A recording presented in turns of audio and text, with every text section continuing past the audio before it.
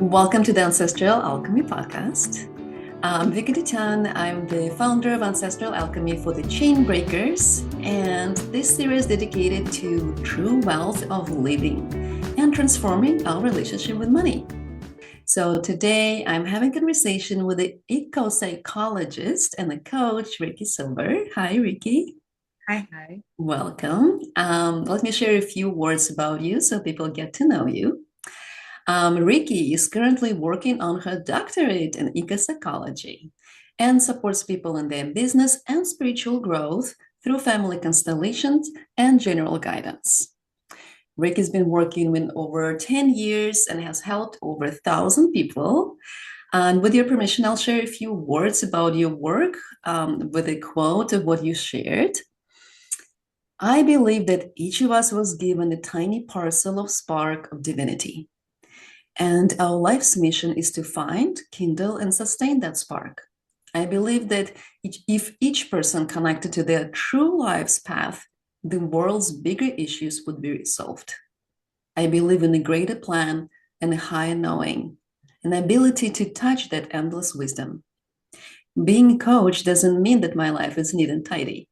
It just means that I see human experience as a big learning curve, and I am excited about learning instead of being ashamed of making mistakes. And that's what I help my clients work with. Yay, beautiful words. Thank you for sharing them.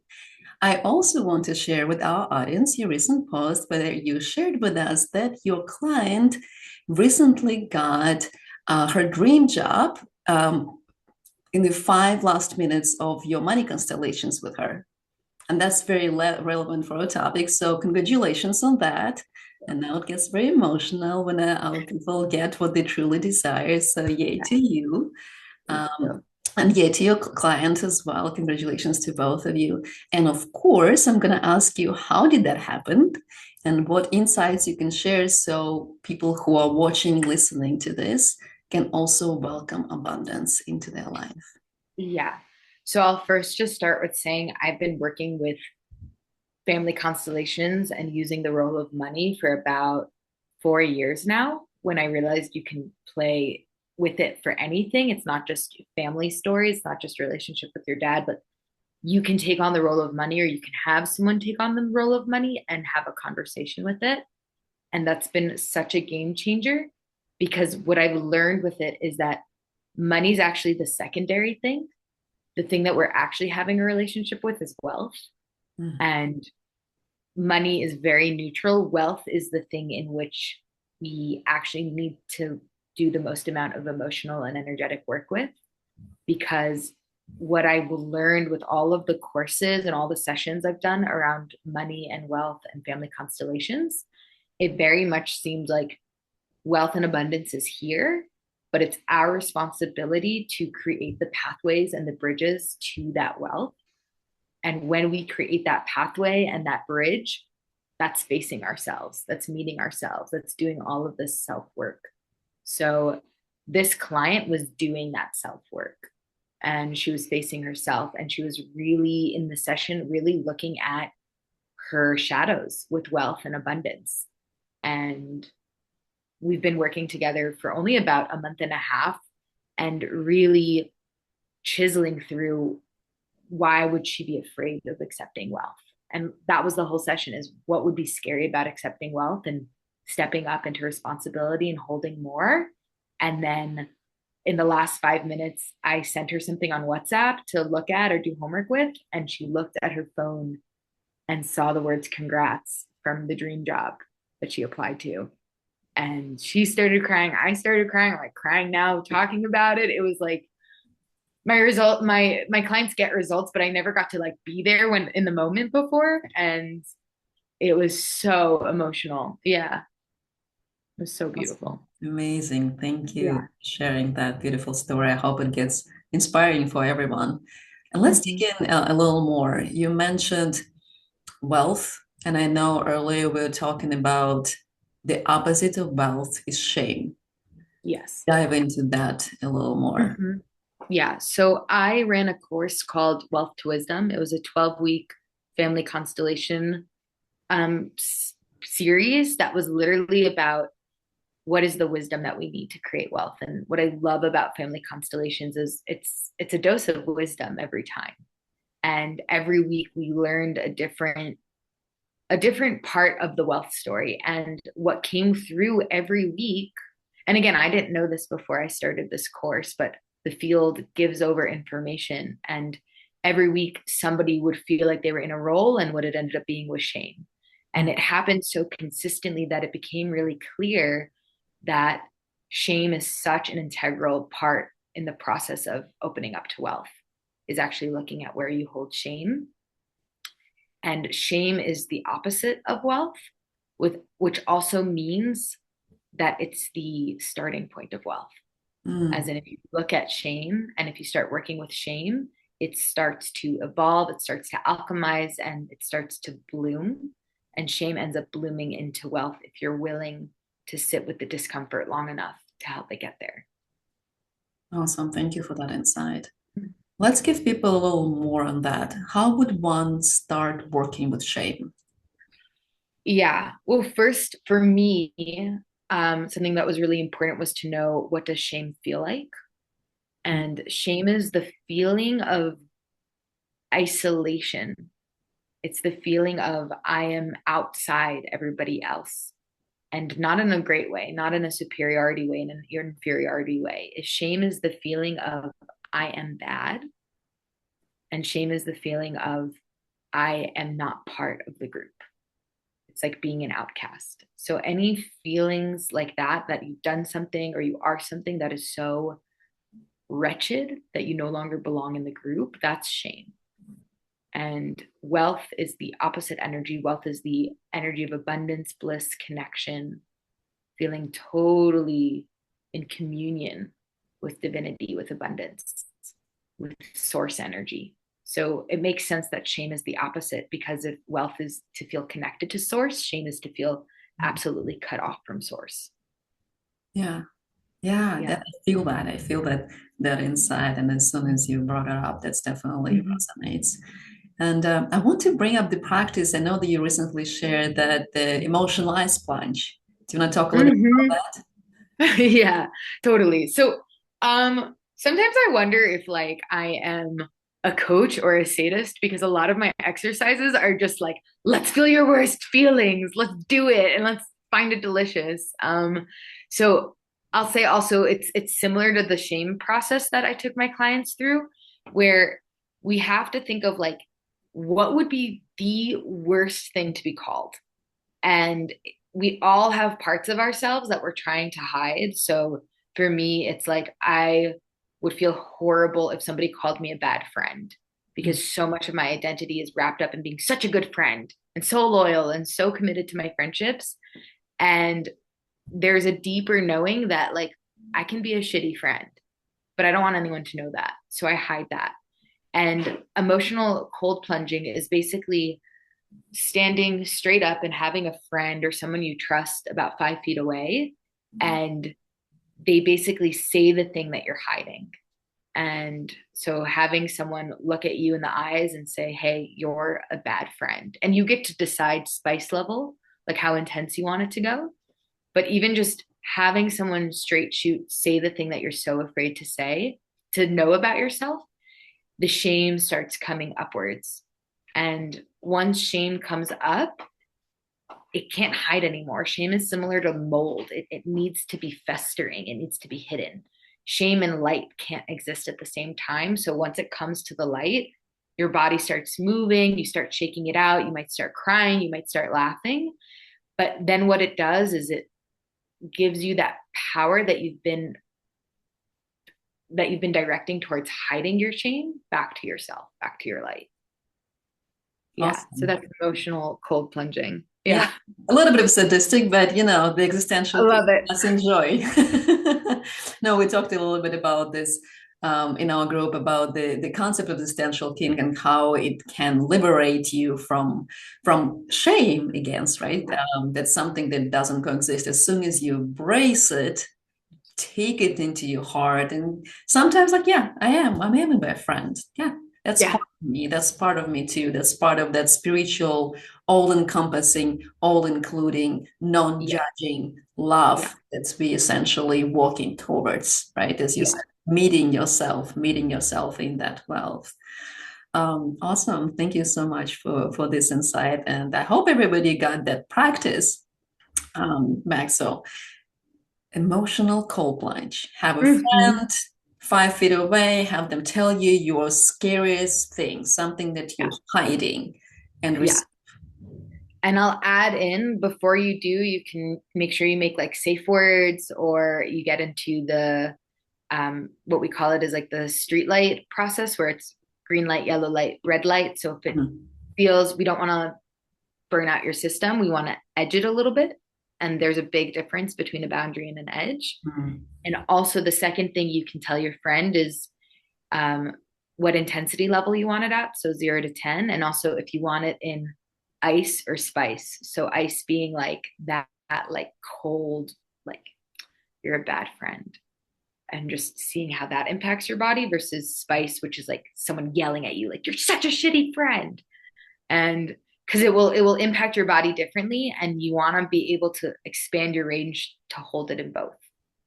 Is there any recovery process after that? It's like, oh, I love you. Yeah. You're great. Everything is good. Yeah, I did it recently with a friend, and her biggest fear was to be called "you're difficult." Mm. And so we did that, and that was like so hard for her to process, and like not hard, but just the shame came up, the edge came up, and at the end we did some aftercare, and she asked like, "But what if it's true?" And Mm. I was like, I've been like, she's my best friend. I've been friends with her for 5 years. I was like, it is true. And I love you. And it was like so liberating for her to realize like she has difficult parts to her. And like, I never left. I've totally been with her even when she's being difficult. And that was the perspective shift, not the don't worry, you're perfect. That was just a game. Like, no, you are that. And you're still whole and you're still worthy of love and friendship. Yeah. Yeah, that's I think is very empowering and very insightful. It's because that fear comes up. It's like, but but what if? But what Yeah. if? Right? And Yeah. it's kind of funny to see that. It's like, yeah, but I knew that the whole time. Like this, it's like it's new for you to say it, but Yeah. it's not really new for the field to receive. Yeah. And I'm still here. It almost kind of reminds the dance of feminine and masculine. And Yeah. and I'm still here, and I still love you, and all of that, Yeah. and I still love you. I'm still gonna Yeah. structure in the space, and I'm still not gonna walk away, right? Because for many of us, the trauma is the fear of abandonment. What if Mm, I admit to it and you leave me? And that means I'm yeah. unlovable. Yeah. As opposed to the actual truer story is that if I admit to it and know it and I'm authentic, we don't have to wrestle about it. Mm. It's not your job then to either protect me from finding out or showing me that I'm this or, it's like, it's mine now. Yeah. Yeah. That may be also resonant with that inner parts work when you said the guardian in Fright, right? It's like your guardian is protecting you from ever admitting or ever stepping into the energy of that. What Yeah. if it becomes true? Like that Yeah. is something that stands, that something that back to our topic keeps you away from abundance, keeps Yeah. you away from true wealth of living, true Yeah. enjoyment of being, and that ownership of all parts of you, integrating all parts of you, the ones that we judge as good, the ones that we judge as bad, the ones that we judge as shameful, inappropriate, selfish, all of that. Yes, I am. Yes, Yeah. I am that too, and that's okay. And then Yeah. I remember one of the what's his name? I'll remember later, but transformative comedian. He said Mm. at the end of every sentence, especially if you don't like it, said, "And I love it." I am And I love selfish it. and I love it. I'm Yeah. scared and I love it. Yeah. Yeah. Funny, that's nice. Yeah. That All feels really right, yeah. Mhm. Tell me more. What else came out of that course of wisdom to wealth? What other Oh, parts we need so to many bring up things. to maybe help with the practices, maybe resources? We mentioned the existential kink a little bit, so if you guys Mhm. didn't read it, go find it. It's a Yes. pretty nice, freaky, emotional BDSM, right? It's Yeah. post. That you should have a new section in this podcast. If you would like to experience a little bit of emotional BDSM, come here. Totally, totally. I think finding that book and that stream of thought was like I was already on that river, and when I found it, I was like, this is what I've been like trying to explain to people forever. Like, stop trying to think you're perfect. You're not. Actually just like hold your shittiness, and then you can actually, the power is unlimited when you can actually own all those parts. So wisdom to wealth, what we did was I don't plan the course. The only thing I plan is I ask the field, it's 9 family constellations over 3 months. And I ask the field to tell me the topics of every week. Mhm. So I get like some topics will be like expanding your ability to receive. Another topic will be, healing your ancestry story around money. And then a third topic could be like doing the actual practical work that people will get so far into the energetics and they forget that like nothing's going to happen if you don't open up your retirement account. Like you actually have to create the nest for it. So every week had a different theme to it, but there were certain truths that kept coming through again and again and again. Yeah. So first of all, just I think so many people here already know that money is neutral. Mhm. Money is completely neutral. Money doesn't care where it goes, it just goes to where it's invited. So if you're not practically doing the steps to invite money into your life, it's not going to come. And people have a really hard time because that's where all of their self-worth stories come in, that they end up self-sabotaging by never giving money even a chance to come in. Mm. So that's the first thing that came through really strongly, is just neutralize money. We Yeah. don't even want to go into like, don't even try loving money if you're scared of money. First, just try neutralizing it. Okay. So we got Yeah. two insights right now. Mm-hmm. First, step into your shame. Mm-hmm. Get whatever practices, exercises you need to feel it, to own it. Mm-hmm. Second, invite the money. Yeah. Third, I want to talk about is the timing. I know that you Mm. mentioned, and often it comes in the field when we try to invite money, right? There's also a question of when, Yeah. until, and then there's often many practitioners suggest on that date or before, I'm in, Mm. on that day or before, I want to manifest that amount, that abundance, that Uh-huh. house, that car, whatever is in the field right now. What's your insight on relationship between wealth, right? We were talking about wealth and time. That's so interesting. That did not come up at all during the constellation, but let me just think about that for a moment. I think it depends what kind of manifester are you. Like Mhm. if you're someone where a deadline kicks your tush in the butt, like kicks your tush into fire and helps you create, do it. If you're someone that it will only create a collapsing story of like, see another point that you're failing, I would Mm. say don't put that time pressure in. Um, but something that's coming through right now pretty strongly is actually it's less about time and more about practicing your ability to have it and to hold it. Mm. And those are two separate things and two separate skill sets. To have money is to call it in. To have money is to name your prices, name your offerings, do the work to let people know that they can pay you and to start getting that money. And to hold money is to know how to keep it, to know how to manage it, to know how to multiply it. Two totally different skill sets. Mm. In Yeah. other words, who do you need to be Mm-hmm. to receive and be in that flow of money? Yeah. And then also, who do you need to be to turn that cash into wealth? Mm. Because there's a rich mindset and a wealthy mindset. And those are two different things. And people who are able to have money can sometimes have a rich mindset and not a wealth mindset. And people who have a wealth mindset have a really easy time holding money and might need help having money. So, yeah, Tell us more. more. So I had a client, she was making about $25,000 a month, Mhm. and she was spending probably $29,000 a month. Mm. So she was rich, but she wasn't wealthy. And she knew how to have money. Like the money would come pouring in, but she was so afraid of it that she couldn't hold it. It's actually quite terrifying to hold that amount of money. So she had a rich mindset and not a wealth mindset. Later on, about 8 months later, she got an inheritance of like over 150K. And again, she was so terrified to turn that into wealth. But she was acting like she was rich. So she was starting to just spend, instead of 29K a month, she's starting to spend 30K a month. Mm. And it was just, and 35K and 40K. And she started like making these big purchases that weren't investments. And I was just, it was like watching someone start burning down their house. It was just, it was wild to see like the having was easy for her, but the holding was terrifying for her. And that's an extreme example. Most people aren't that extreme. Mhm.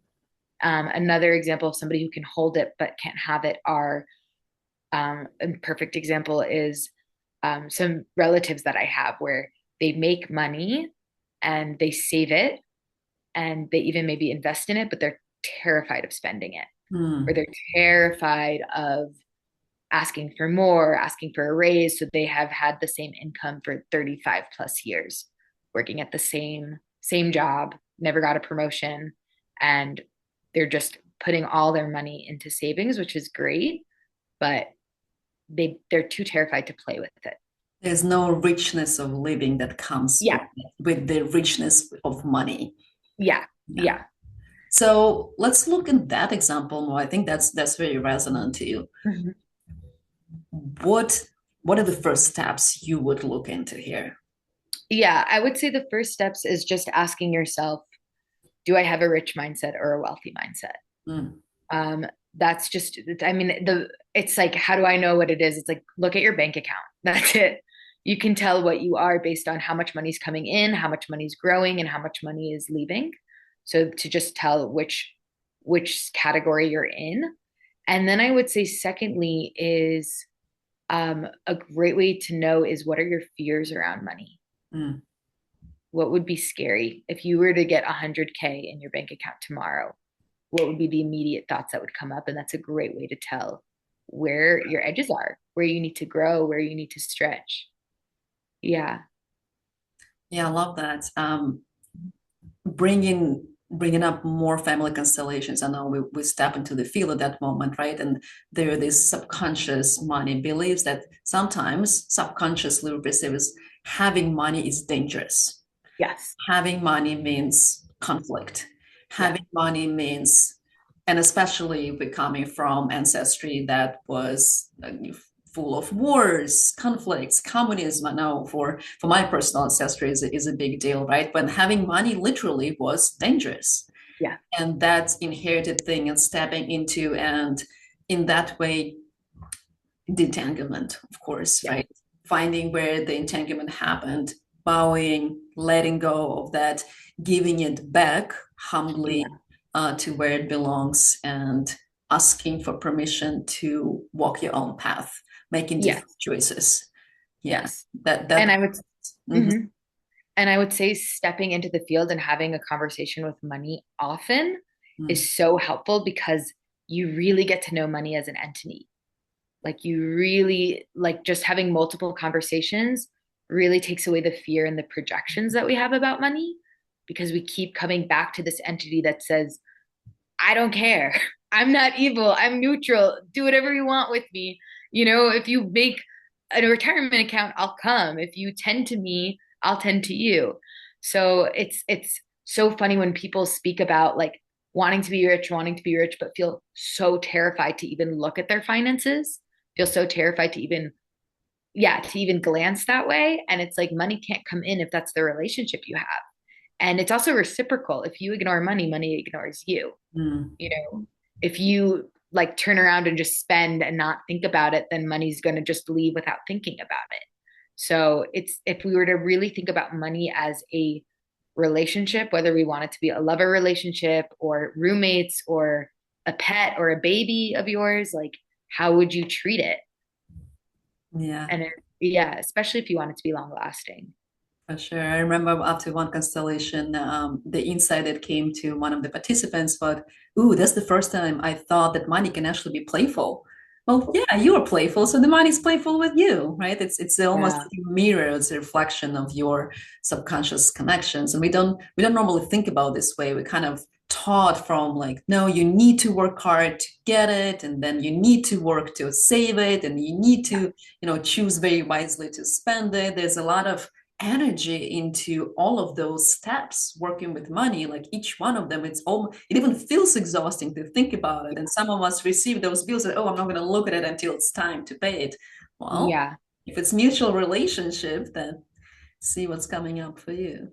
absolutely, absolutely. And for me, I'll speak like I have a tendency to avoid and not look and da da da. And like every time I do, I put my big girl pants on and spend a day or an afternoon having like a money date, cleaning things up, reorganizing. I feel more grounded in reality. I feel actually much more centered because even if you're ignoring it, it's still impacting you.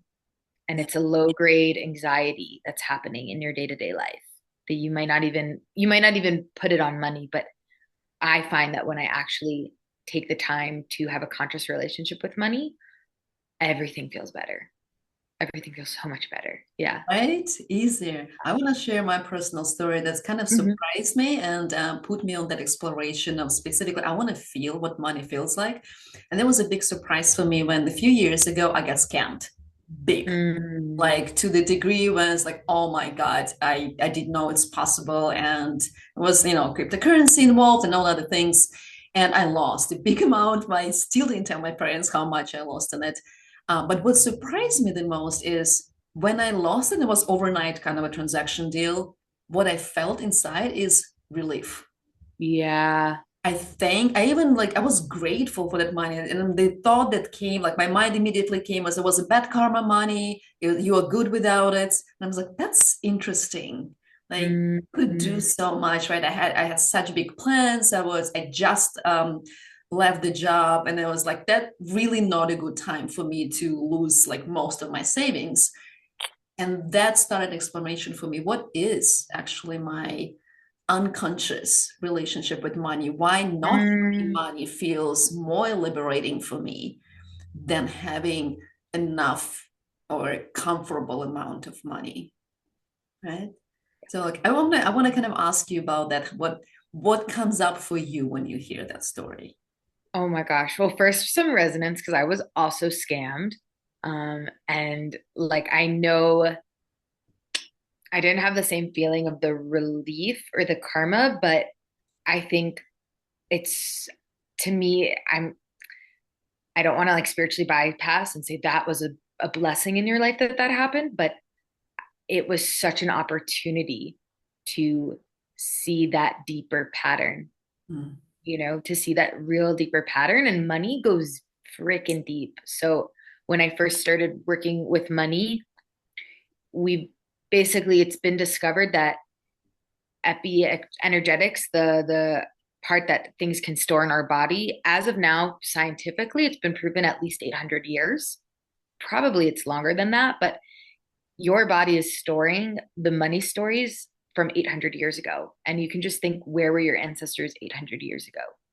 And I could imagine, you mentioned communism, that was in the recent history, but I could imagine that there's been so much evidence that having money is dangerous.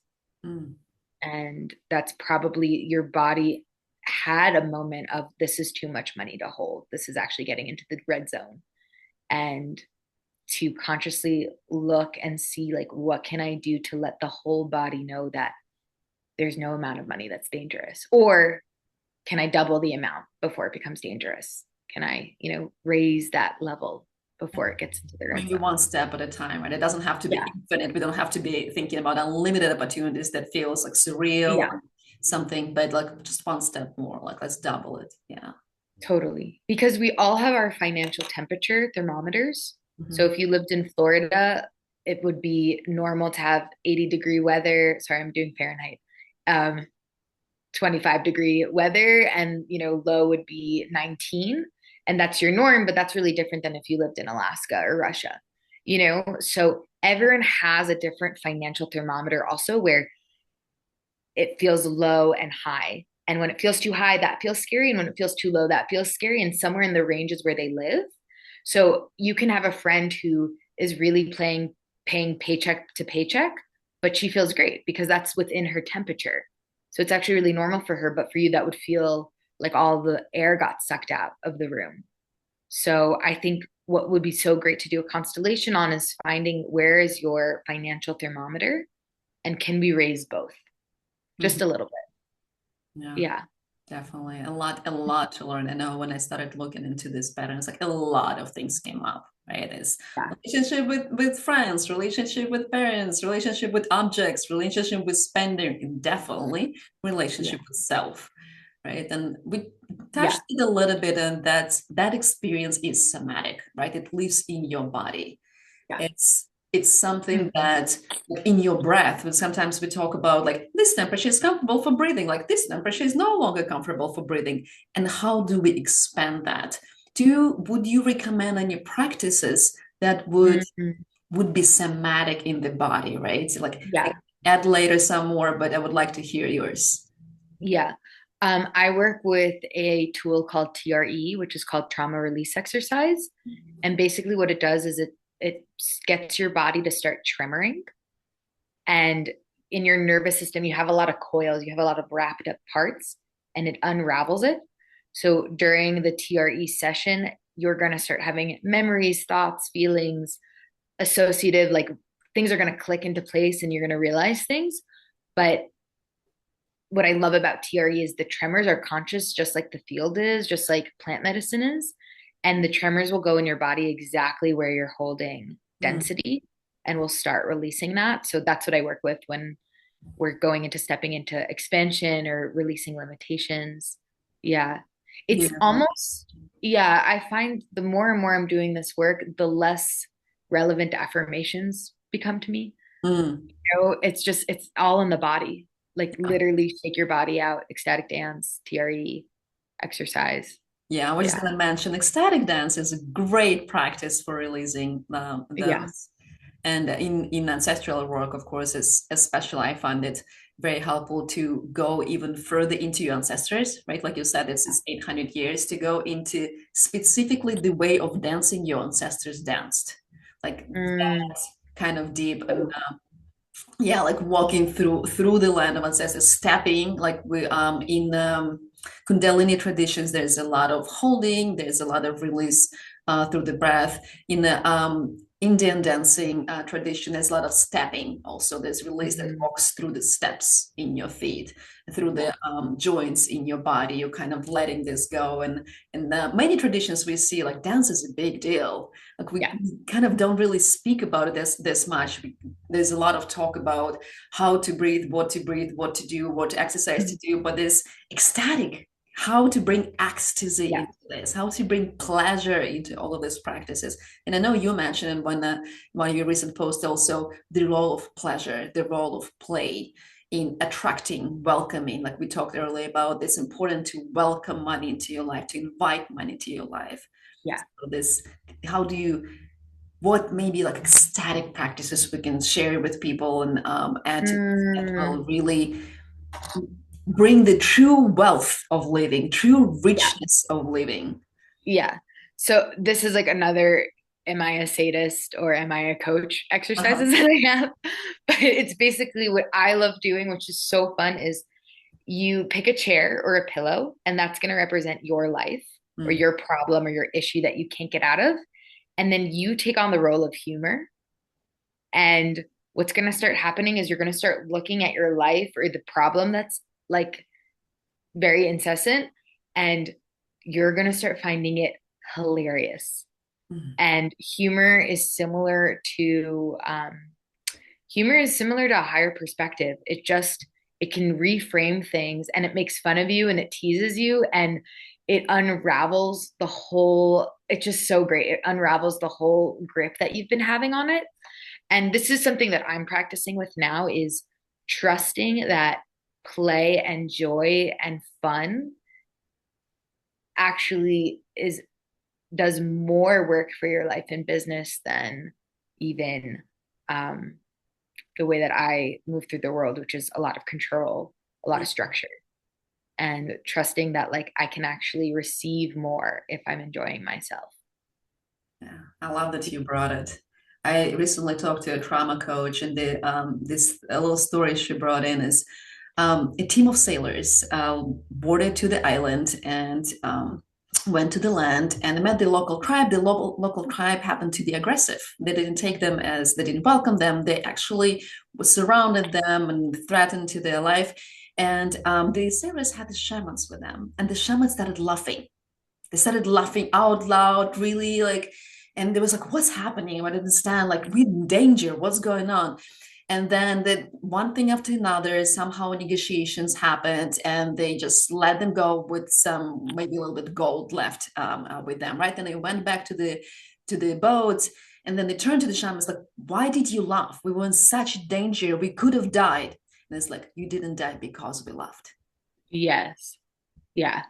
Yeah. I just got the chills there. Yeah, Yeah. I'll right. say something like also a lesson from the field, and this was in the course, trusting love. So it's not connected to money, but it feels super connected in this moment. But in order to receive pleasure, you first have to receive safety. The body can't feel pleasure if it's feeling unsafe. So if you're someone who struggles with feeling pleasure, first start with safety nervous systems work, which is also about really creating a safe space for yourself, Mm-hmm. really like creating a container, doing the work that you need to make your system feel safe. And then we can introduce pleasure in. And once pleasure is there, like think about a woman in her pleasure and her radiance is the most attractive thing in the world. So when you're in pleasure, you can start asking for what you want. You can start naming your desires, and it's quite seductive for the universe as well, not just for men or women who are attracted to women. Like it actually pulls your desires in when you're in pleasure. Yeah, yeah, I love it. I love that you brought it back to inner parts and that inner child work, right? The Yeah. original work is we cannot open to receiving unless we feel safe. And Yeah. that's number one. I'm okay. I am safe. I am safe to receive. I am safe to just feel whatever the your Mm, personal phrase of safety. I am yeah. safe to be. And that's the Yeah. foundational work, right? When we work with the ancestral healing family constellation, you said you move towards like working with money. But in the beginning, in the original, right, we work with mother and father. And this connection with the mother is the world is safe. I am safe to express in the world. Mm, Going into this initiation that I feel like in our current way of living, a technocratic way of living in society, is we skip that initiation. We no longer have the ritual of I'm no longer in the field of my mother. I'm no longer in the field of my mother. I'm fully in my sovereign body, in my center, and I'm safe to yeah. be, and I'm safe to express, and the world is welcoming. Foundational break where the world is supporting nature. That's Einstein question, right? Is the world supportive or hostile? Yeah. Yeah. Yeah. Absolutely. And I can see just by that category you created, I can see with my clients the results they get when they believe that the world is welcoming versus the world is hostile. Yeah. So Awesome. fascinating. Yeah. Amazing conversations. Thank you so much. We covered so much. Went all the way from inner child work to ancestral work to pleasure to humor. What else? To practical exercises to emotional BDSM. I love that concept as well. Yeah. Yeah. So please tell us where we can find you, where can people Mm. find you.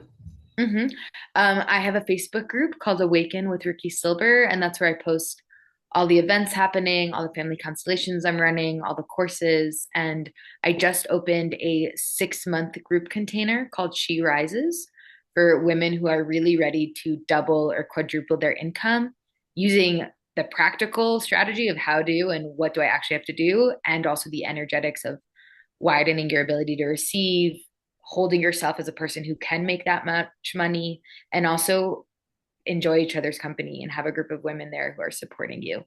So I'm really excited about that. Yeah. Awaken with Ricki Silber. Awaken with Ricki Silber. Yeah. Got it. Thank you so much. Thank you so much for dedicating your time and sharing your wisdom and insight. That was amazing. Super, super Totally. insightful. And I hope I see you again. Absolutely. Thank you. Thanks, Ricki. Bye, everyone.